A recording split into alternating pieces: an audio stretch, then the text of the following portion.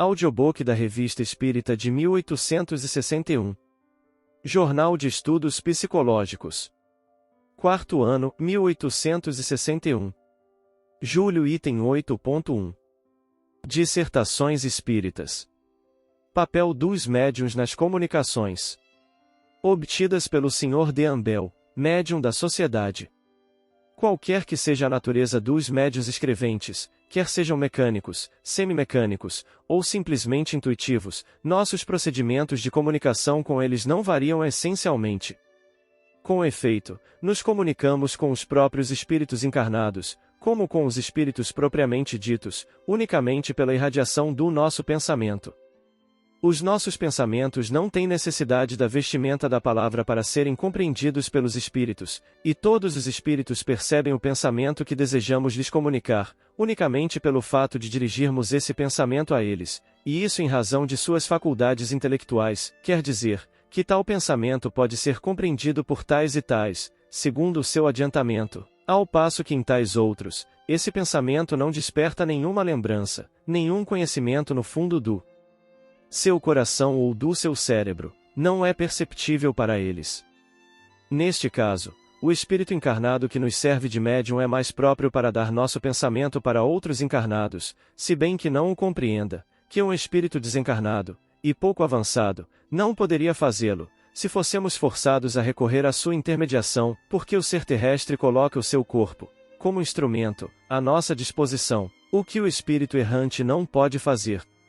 Assim, quando encontramos num médium um cérebro equipado de conhecimentos adquiridos em sua vida atual, e o espírito rico de conhecimentos anteriores latentes, próprios para facilitarem as nossas comunicações, dele nos servimos com preferência, porque com ele o fenômeno da comunicação nos é muito mais fácil, do que com um médium cuja inteligência seria limitada, e cujos conhecimentos anteriores teriam sido insuficientes.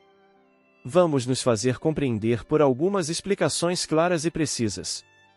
Como um médium cuja inteligência atual, ou anterior, se encontre desenvolvida, o nosso pensamento se comunica instantaneamente de espírito a espírito, por uma faculdade própria da essência do próprio espírito.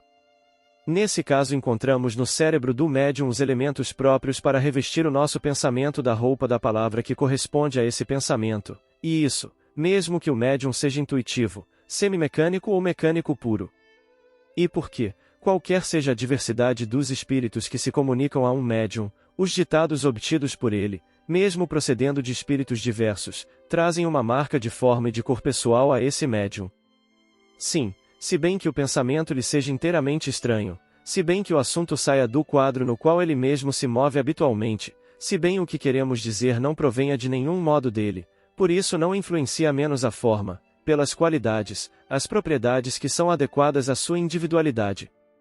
É absolutamente como quando olhais diferentes pontos de vista com lunetas coloridas, verdes, brancas ou azuis, se bem que os pontos de vista, ou objetos olhados, sejam inteiramente opostos, e inteiramente independentes uns dos outros, isso não afeta menos, sempre, um colorido que provém da cor das lunetas. Ou melhor, comparemos os médios a esses vidros de boca larga, cheios de líquidos coloridos e transparentes, que se vêem na vitrina dos laboratórios farmacêuticos, pois bem, somos como luzes que clareamos certos pontos de vista morais, filosóficos e internos, através de médios azuis, verdes ou vermelhos, de tal sorte que os nossos raios luminosos, forçados a passarem através dos vidros, mais ou menos bem talhados, mais ou menos transparentes, quer dizer por médiuns mais ou menos inteligentes, não chegam sobre os objetos que queremos clarear, senão carregando o colorido, ou melhor, a forma própria e particular a esses médiuns.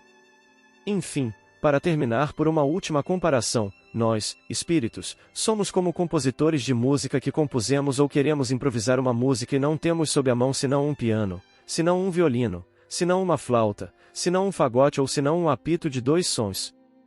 É incontestável que, com o piano, a flauta ou o violino executaremos nosso trecho de maneira mais compreensível aos ouvintes, se bem que os sons provindos do piano, do fagote ou da clarineta, sejam essencialmente diferentes uns dos outros, nossa composição não será por isso menos identicamente a mesma, salvo as nuances do som. Mas se não temos à nossa disposição senão um apito de 2 sons, um funil de encanador, aí para nós jaz a dificuldade. Com efeito, quando somos obrigados a nos servir de médiuns pouco avançados, o nosso trabalho se torna bem mais longo, bem mais penoso, porque somos obrigados a ter recursos de formas incompletas, o que é uma complicação para nós, porque então somos forçados a decompor o nosso pensamento e a proceder, palavras por palavras, letras por letras, o que é um aborrecimento e uma fatiga para nós, e um entrave real à prontidão e ao desenvolvimento das nossas manifestações.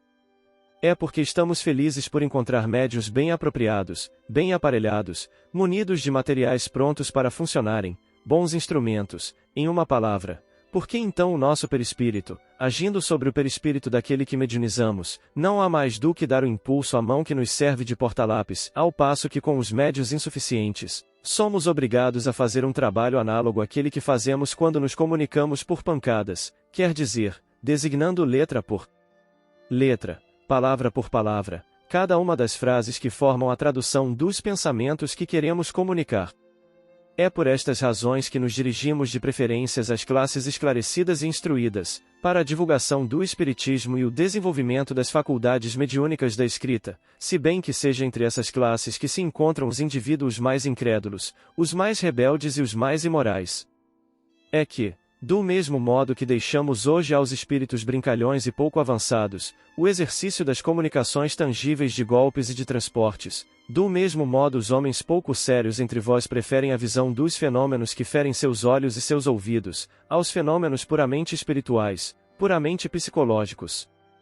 Quando queremos proceder por ditados espontâneos, nós agimos sobre o cérebro, sobre os compartimentos do médium, e reunimos os nossos materiais com os elementos que ele nos fornece. E isso com o seu inteiro desconhecimento, é como se tomássemos em sua bolsa as somas que ali pode ter, e organizássemos as diferentes moedas segundo a ordem que nos parece mais útil. Mas quando o próprio médium quer nos interrogar de tal ou tal modo, seria bom se nisso refletisse seriamente, a fim de nos perguntar de maneira metódica, facilitando assim nosso trabalho de resposta. Porque, como disse Erasto, em uma precedente instrução, frequentemente, o vosso cérebro está numa desordem inextricável, e nos é bastante penoso, se não difícil, nos movermos na complicação dos vossos pensamentos.